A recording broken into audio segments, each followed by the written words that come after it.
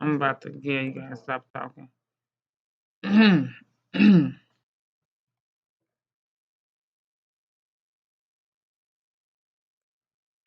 Okay, I'm gonna go ahead and do a live streaming off of Audio Drive.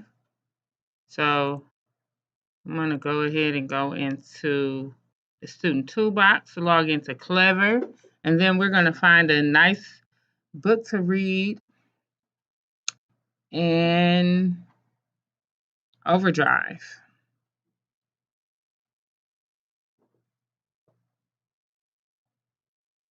Okay, we're gonna go ahead and go to subjects, and then I want to go to art. Let's read a book about art. Then I want to go to lower grades.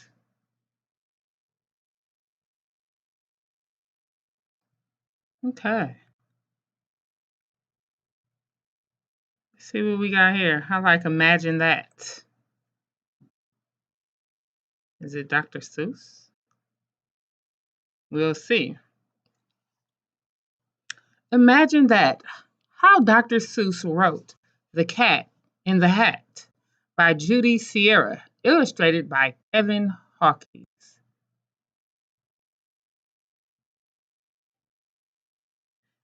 1954 was a great year to be a kid.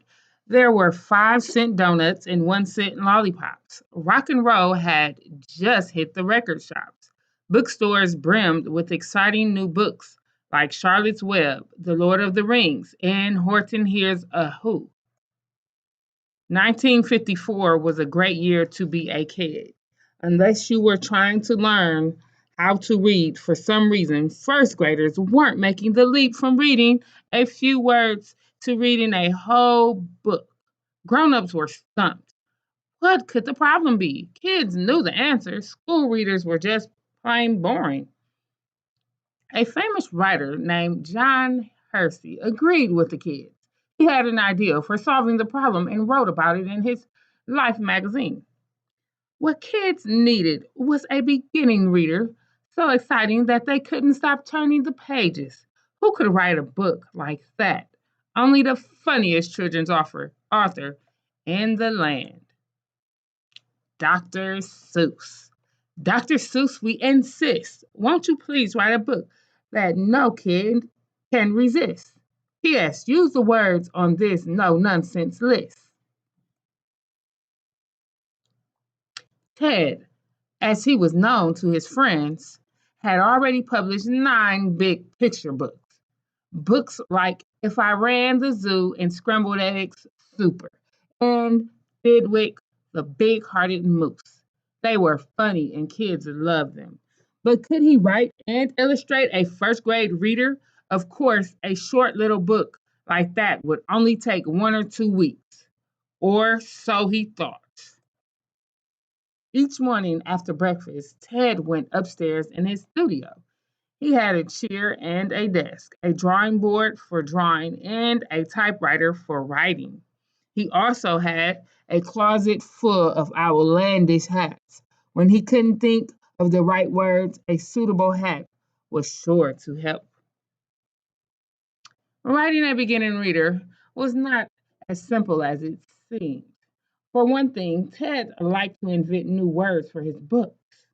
Words like oblek and it pushed and yerka and warbus and hippo no hungus and dippo no dungus. But in this book, he would only be able to use words from the official list. I shall write a rip roaring book about a queen zebra, Ted declared. He checked the official list. Queen, no, not on the list. Zebra, no, not on the list. Maybe a book about a bird. I like birds. Bird, no, not on the list. No! Ted glared at the list. He spied the word cat, and he spied the word hat. Cat rhymes with hat, so I'll just start with that. He reached for his crayons and his colored pencils. The cat needed a whiz bang story Ted doodled. His stories often begin with a doodle. He daydreamed. He tapped at the keys of his typewriter. He donned several hats as he sat in his chair and stared at the list. In his head, Ted juggled the words on the list. Then he thought, why not let the cat juggle instead? He can juggle the stuff on the list. Yes, he can. He can juggle a rake and a book and a fan. He can juggle a fish, and a fish won't like that. I will draw two nice kids to have fun with the cat, and two naughty things, and a keen cleaner upper. I think I'll get some tonight after supper. Ted pondered how kids learn to read. He had a hunch that easy rhymes and funny drawings would help them guess the words they didn't know. He used tricks to coax readers to turn the pages. For example, he put the word bump in huge letters at the top right edge of page 5. What made the kids bump sound? Kids had to turn the page to find out. Ted drew, he redrew, he wrote, he revised. It took more than a year until he was satisfied that the book was funny enough and exciting enough and all around stupendous enough for kids learning to read. Ted delivered the manuscript to his publishers in New York. They loved it. Soon, huge sheets of paper rolled off giant printing presses. Workers used special machines to fold the paper, cut it into pages, sew the pages together, and sandwich each book between two covers. They loaded the books onto trucks, and the trucks rumbled away to libraries, bookstores, and schools.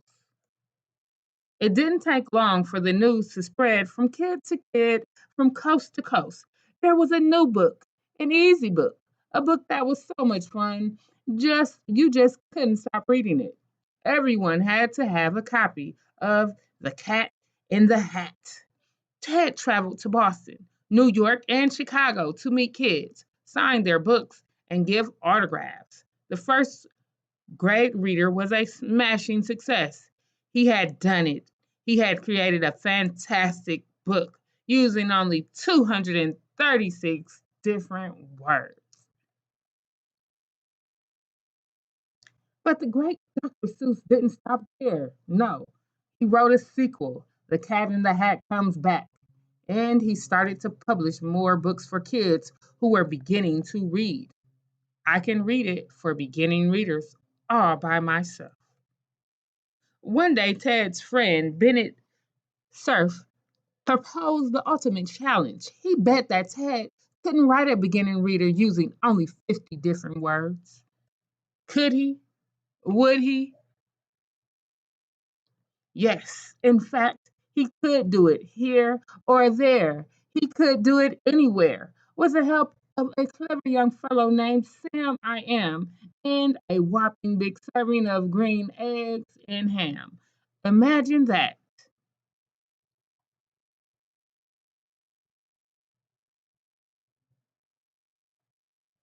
That's the end.